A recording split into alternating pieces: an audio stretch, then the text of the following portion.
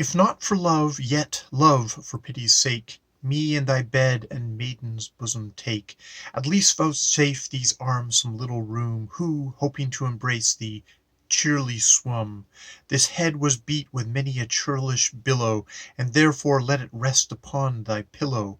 Wherewith affrighted hero shrunk away, and in her lukewarm place Leander lay, whose lively heat, like fire from heaven fet, would animate gross clay and higher set the drooping thoughts of base declining souls, than dreary Mars carousing nectar bowls.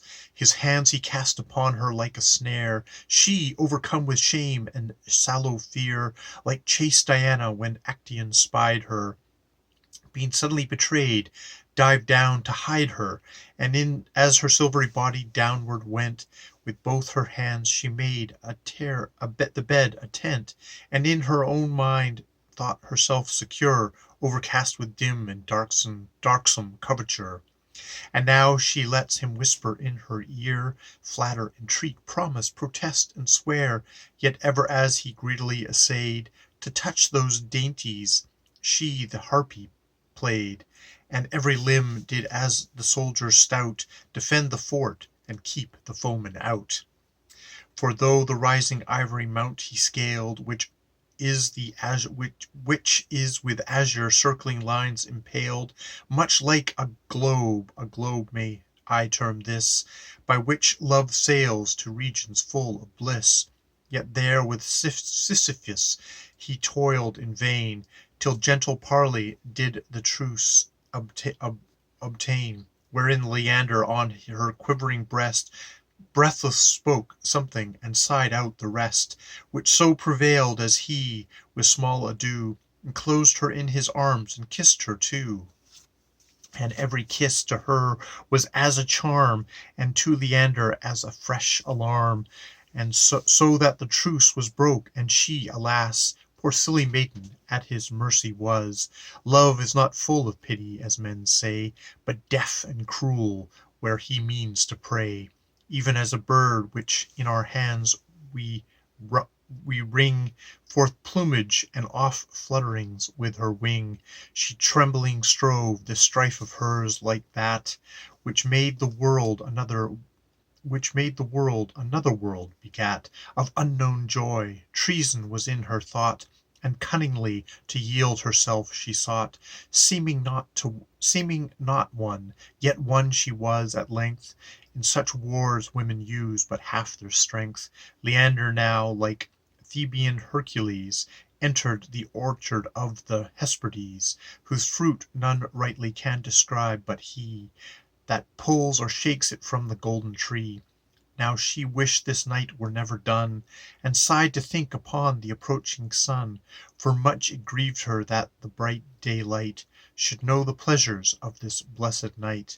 Them like Mars and Erdicene displayed, both in each arms chained as they laid.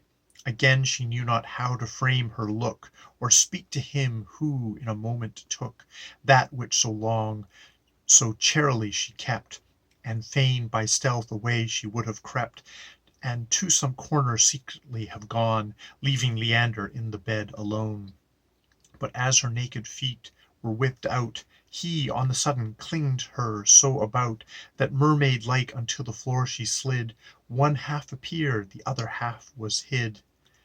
Thus near the bed she blushing stood upright, and from her countenance behold ye might a kind of twilight break, which through the hair, as from the orient cloud, glimmers here and there.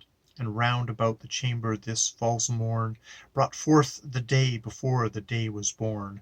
So Hero's ruddy cheeks Hero betrayed, and her all naked to his sights displayed, whence his admiring eyes more pleasure took than Dis on heaping of gold fixed his look. By this Apollo's golden harp began to sound forth music to the ocean, which watchful Hesperus no sooner heard, but he the day's bright bearing car prepared,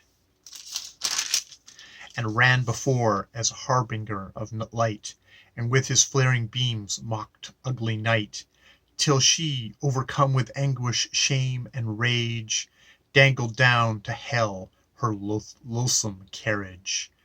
And that is the unfinished Hero and Leander by Christopher Marlowe. And as the this text says, desunt non nulla, something is lacking, because that is all we have.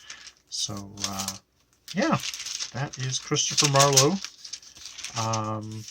His unfinished poem, which others came along later and tried to actually finish.